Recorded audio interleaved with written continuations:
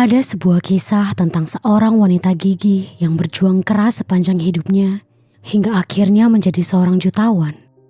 Namun sayang, di tengah kejayaannya, hidupnya justru harus berakhir tragis karena dieksekusi oleh seorang makelar tanah. Jadi, begini kisahnya.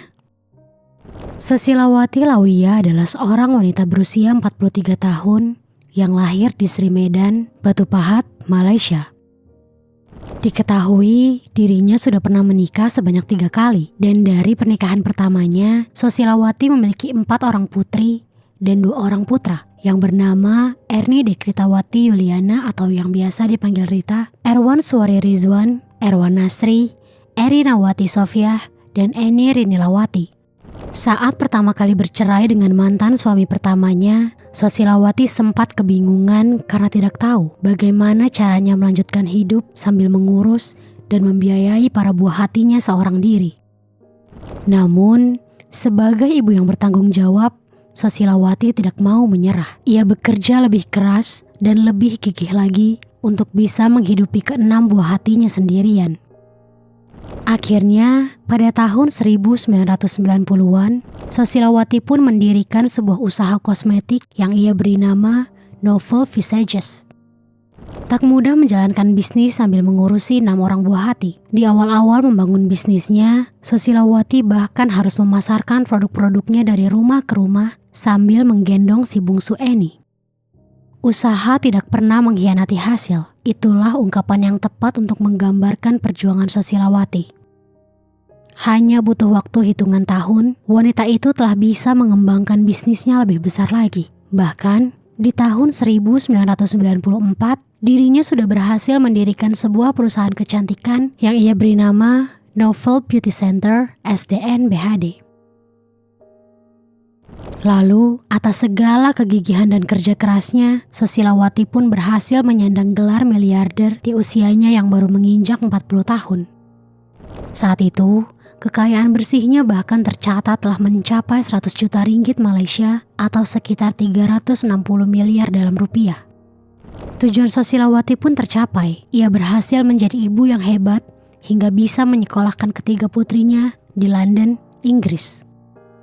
Tak hanya itu, di tahun 2007, Sosilawati juga berhasil menerima anugerah khas tokoh wanita dan anugerah wanita nadi negara dari Kerajaan Negeri Johor.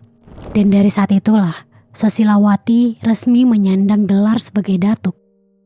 Datuk sendiri adalah sebuah gelar kehormatan yang dianugerahkan oleh Sultan atau Raja atau yang dipertuan besar sebagai bentuk tahta jasa darjah Panglima Jasa Negara atau PJN. Meski telah menjadi jutawan dan menerima gelar sebagai Datuk, Datuk Sosilawati tidak berubah menjadi orang yang sombong.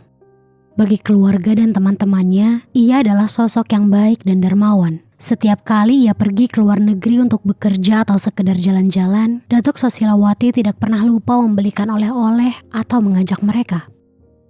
Selain itu, Datuk Sosilawati juga selalu menyumbangkan sekitar 150 ringgit atau 540 juta rupiah dari hartanya setiap tahunnya untuk dibagikan ke orang-orang yang membutuhkan. Di lain sisi, ada seorang laki-laki berusia 43 tahun bernama Padmanabhan yang juga bergelar Datuk. Padmanabhan adalah seorang pengacara sekaligus makelar tanah yang terkenal di daerah Banting, Malaysia. Di sana, ia tinggal bersama adiknya yang bernama Surendran. Suatu hari di tahun 2010, Datuk Sosilawati ingin menjual salah satu aset tanahnya yang ada di Penang, Malaysia. Untuk itu, ia pun meminta bantuan kepada Datuk Padmanabhan untuk bekerja sama. Dalam kerjasama tersebut, Padmanabhan tidak hanya berperan sebagai makelar tanah, tetapi Datuk Sosilawati juga mempercayakan urusan administrasi penjualan kepada firma hukum milik Padmanabhan. Karena saking populernya nama Datuk Sosilawati, urusan jual beli tanah yang sedang berlangsung di antara keduanya pun diketahui oleh beberapa masyarakat Banting saat itu. Hingga tanggal 28 Agustus 2010, segalanya masih tampak baik-baik saja. Datuk Sosilawati masih sempat menghadiri sebuah acara TV untuk menyampaikan pidato khusus hari raya. Ia juga sempat melakukan pemotretan dengan majalah wanita. Setelah itu, ia juga sempat menghadiri sidang kasus klaim properti senilai 1,38 juta ringgit atau sekitar 4,9 miliar rupiah bersama mantan suami terakhirnya, yakni musisi Malaysia yang bernama Nash. Setelah menyelesaikan segala urusannya, Datuk Sosilawati mengabarkan kepada putri sulungnya yang bernama Rita bahwa ia akan pergi menemui Padmanabhan di daerah Banting untuk mencairkan cek senilai 4 juta ringgit atau sekitar 14,3 miliar rupiah. Cek tersebut adalah nilai dari hasil jual beli tanahnya yang ada di Penang. Kepada Rita, Datuk Sosilawati berbicara kira-kira seperti ini. Mau ke daerah Banting dulu ya, ngurusin jual beli tanah yang di Penang, ucapnya kepada Rita. Mendengar itu, Rita pun menjawab, "Oh oke Ma, lama nggak pulangnya?" Tanya Rita. Datuk Sosilawati pun menjawab pertanyaan putrinya dengan berkata, Enggak kok harusnya, cuma cairan cek aja," jawab Datuk Sosilawati sebelum kemudian pamit pergi. Kala itu, Datuk Sosilawati tidak pergi sendiri. Ia didampingi oleh 3 orang lainnya, yakni seorang pegawai bank bernama Nur Hishman Muhammad yang berusia 38 tahun, pengacaranya yang bernama Ahmad Kamil Abdul Karim yang berusia 32 tahun, dan sopirnya, Kamarudin Syamsuddin yang berusia 44 tahun. Mereka bersama-sama pergi ke daerah Banting untuk membantu Datuk Sosilawati menyelesaikan urusan jual beli tanahnya. Ketika berangkat, mereka mengendarai mobil BMW X5 berseri WTL11 milik Datuk Sosilawati dan mobil BMW hitam seri 5 bernomor AAJ5 milik Ahmad Kamil. Sementara itu, di daerah Banting Padmanabhan sedang kelimpungan. Pasalnya, uang yang ada di rekeningnya hanya sekitar 1,3 juta ringgit Malaysia atau hanya 4,6 miliar rupiah saja. Padahal kesepakatannya, ia harus memberikan sebanyak 4 juta ringgit atau sekitar 14,3 miliar rupiah kepada Datuk Sosilawati. Padmanabhan tahu betul, urusannya akan sangat besar ke depannya jika Datuk Sosilawati mengetahui bahwa dirinya tidak mampu membayar wanita itu sesuai jumlah kesepakatan. Datuk Sosilawati jelas bukan orang bodoh. Wanita itu paham hukum sehingga tidak mudah untuk ditipu. Lama berpikir, ide jahat pun muncul di kepalanya. Dengan gila dan nekat, ia bersama adiknya yang bernama Surendran pun mulai menyusun rencana untuk melenyapkan nyawa Datuk Sosilawati agar tidak perlu membayarnya. Ketika Datuk Sosilawati bersama 3 orang rekannya tiba di daerah Banting, Padmanabhan kemudian mengajak mereka ke sebuah peternakan ayam miliknya yang dikelilingi oleh ladang kelapa sawit seluas 4 hektar. Dan juga tempat itu sangat sepi karena jauh dari kota dan pengamanannya pun sangat ketat karena sekelilingnya dibatasi oleh tembok yang sangat tinggi. Saat itu, Padmanabhan beralasan bahwa ia ingin menunjukkan bisnisnya yang lain kepada Datuk Sosilawati. Dan sebagai seorang pebisnis, Datuk Sosilawati pun langsung tertarik dan setuju untuk melihat tempat itu. Ia tidak mengetahui bahwa tempat itu adalah jebakan yang telah dirancang oleh Padmanabhan dan kroni-kroninya. Kemudian, setelah memastikan Datuk Sosilawati dan ketiga rekannya masuk ke dalam sebuah ruangan yang telah direncanakan, Padmanabhan pun langsung memberi kode kepada para pekerjanya yang bernama T. Talayalagan yang berusia 25 tahun, R. Katavarayan yang berusia 37 tahun, dan R. Matan yang berusia 26 tahun. Selain mereka, ada juga 2 orang perempuan dan seorang remaja berusia 19 tahun yang diduga tergabung dalam rencana pengeksekusian. Sayangnya, tidak ada sumber yang menyebutkan nama mereka. Setelah diberi kode oleh Padmanabhan, orang-orang itu pun langsung masuk ke dalam ruangan dan langsung menyerang Datuk Sosilawati dan ketiga rekannya. Saat itu, mereka menggunakan benda tumpul seperti tongkat dan kayu untuk melemahkan Datuk Sosilawati dan ketiga rekannya. Setelah keempat orang itu jatuh dan tidak bisa melawan, mereka pun mengikat tangan Datuk Sosilawati dan ketiga rekannya dan lalu kemudian menusuk mereka dengan sebuah pisau hingga tubuh mereka bersimbah cairan merah dan akhirnya meninggal dunia. Tidak berhenti di situ saja, ketika para korban yang meninggal dunia, mereka pun mulai memisah-misahkan bagian tubuh korban dan mengumpulkannya di atas papan seng. Setelahnya tubuh para korban yang telah mereka kumpulkan itu mereka lumuri dengan kotoran sapi dan disiram dengan bensin sebelum akhirnya dilahap si jago merah. Bukan tanpa alasan, kotoran sapi yang mereka gunakan bertujuan untuk mempercepat proses pembakaran. Segalanya mereka lakukan dengan lancar dan sesuai dengan rencana yang telah dirangkai oleh Padmanabhan dan Surendran. Setelah proses pembakaran selesai, potongan tulang dan abu dari tubuh korban pun dimasukkan ke dalam karung dan dibuang ke Sungai Pancau bersama senjata dan barang-barang korban yang tersisa. Di sisi lain, Rita yang sedang menunggu ibunya mulai khawatir karena sang ibu belum juga pulang.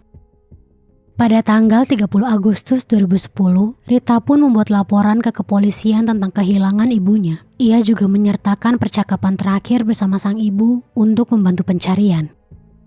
Setelah menerima laporan tersebut, pihak kepolisian pun segera mengerahkan pasukan untuk mencari Datuk Sosilawati. Namun sayangnya, tak ada satupun jejak yang tersisa dari Datuk Sosilawati maupun ketiga rekannya. Sehingga polisi pun tak mendapatkan hasil sama sekali dari proses pencariannya.